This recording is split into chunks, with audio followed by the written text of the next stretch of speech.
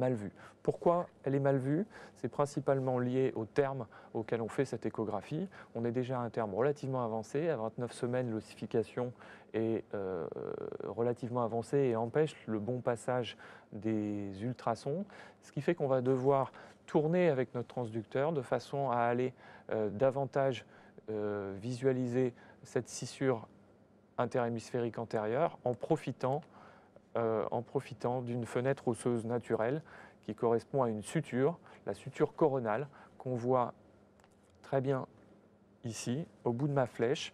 On voit la séparation entre les deux os qui constituent la boîte crânienne et on va profiter de cette fenêtre osseuse pour faire passer quelques ultrasons et insonner cette scissure interhémisphérique et on va vérifier sa rectitude, son caractère bien linéaire jusqu'à ce qu'elle coupe le genou du corps calleux. Comme on va le voir ici en zoomant, on s'aperçoit qu'entre l'extrémité de la scissure interhémisphérique et le cavum du septum pellucidum, eh ben, on a une interposition tissulaire avec deux lignes parallèles. Encore une fois, on a des difficultés à les mettre en évidence en raison du terme relativement avancé. À 22 semaines, c'est quelque chose qui est plus facile à faire. Et cette structure ici qu'on croise, c'est bien le genou du corps calleux.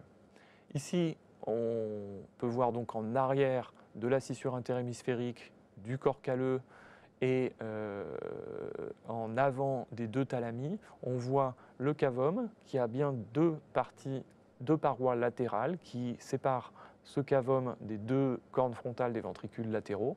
Et donc on a un aspect globalement carré de ce cavum.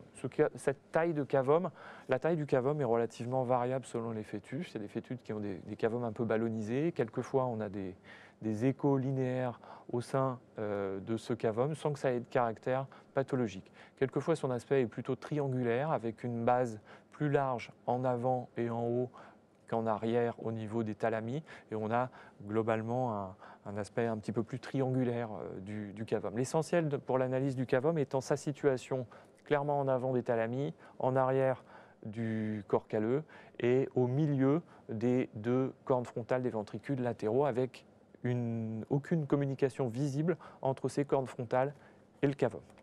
Voilà l'analyse du complexe antérieur terminée. La partie médiane, on en a déjà parlé avec les deux thalamies, le troisième ventricule qui est bien visible ici entre les deux thalamies et en arrière, la visualisation de la citerne ambiante sous forme triangulaire ici qui correspond au repère postérieur de la coupe axiale telle qu'elle est demandée par la CNEOF. Alors on se repositionne en prenant un peu de champ sur cette coupe et on va pouvoir vérifier d'autres éléments. Les autres éléments qu'on va pouvoir analyser sur ce cerveau fœtal,